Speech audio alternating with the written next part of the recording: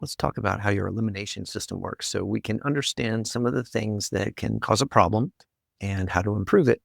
This is an overview, so we will talk more about all of these things in practical, tactical terms throughout the course. Generally, healthy stools are well formed, easy to pass, and occur at regular intervals. These characteristics suggest that your diet has the right balance of fiber and fluids, and that your gut is effectively managing its muscular movements and nervous system signals.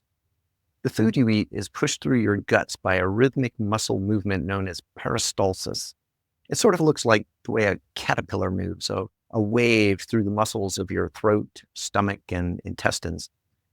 Peristalsis is an involuntary action, and it's coordinated by the enteric nervous system, which is your gut brain. This movement is triggered when the presence of food stretches the digestive tract and activates receptors. Signals are sent to muscle layers, causing a chain reaction of contractions and relaxation. This is half of the reason I ask you to drink a big glass of warm water first thing in the morning. The fullness in your stomach might start this peristaltic action, and then combined with the belly massage, you get everything moving. Motility is the term for how well food moves through your digestive system. So you'll hear about motility disorders or slow motility. Peristalsis can be shut down for many reasons.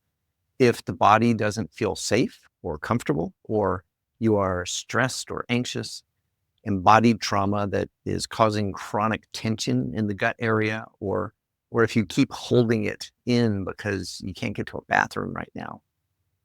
The colon is where the final stages of digestion occur. Here, water and salts are reabsorbed, and what remains is feces.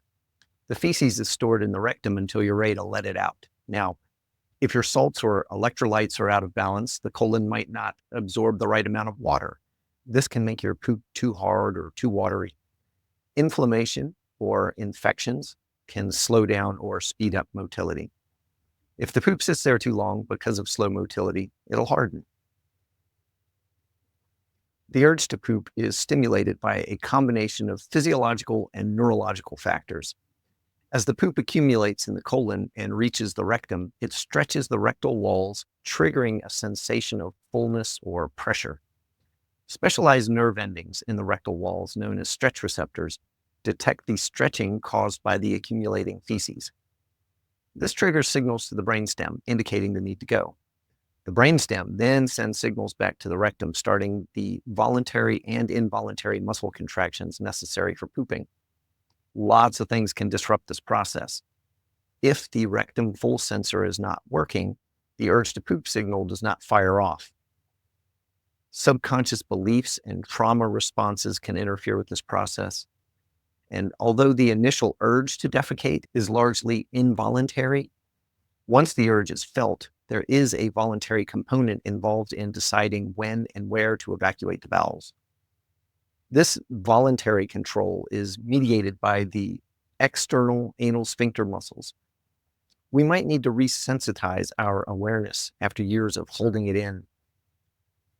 Hormones such as serotonin and prostaglandins can also influence bowel movements by affecting the contractions of the intestinal muscles and the sensitivity of the nerves in the rectum. Healthy poop is typically a shade of brown, which comes from bile produced in your liver. If your poop is light, dark brown, or greenish, this is generally normal. Other colors could indicate a problem. One time I pooped bright orange after eating a bunch of beets. It kind of freaked me out. A really happy poop should be soft but hold together. The Bristol stool chart is a handy reference with type 3 and 4 considered ideal. Here's a quick breakdown. Type 1 and 2 are harder to pass. You can see they look like rocks. Type 3 and 4 is soft and awesome. And type 5 through 7 is getting a little too soft, and maybe you should check with your doctor about that.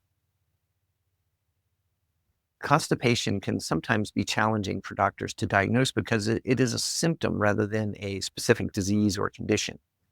As you've seen in our brief overview, there are numerous potential causes of constipation. The most difficult factors contributing to constipation include the psychological and emotional causes, such as stress, anxiety, trauma, depression, and social conditioning. These factors are not discovered on MRIs, during a colonoscopy, or via motility tests and blood tests, or on x-rays. It takes time, which doctors don't have, and personal awareness, which you are gaining by educating yourself. So good job.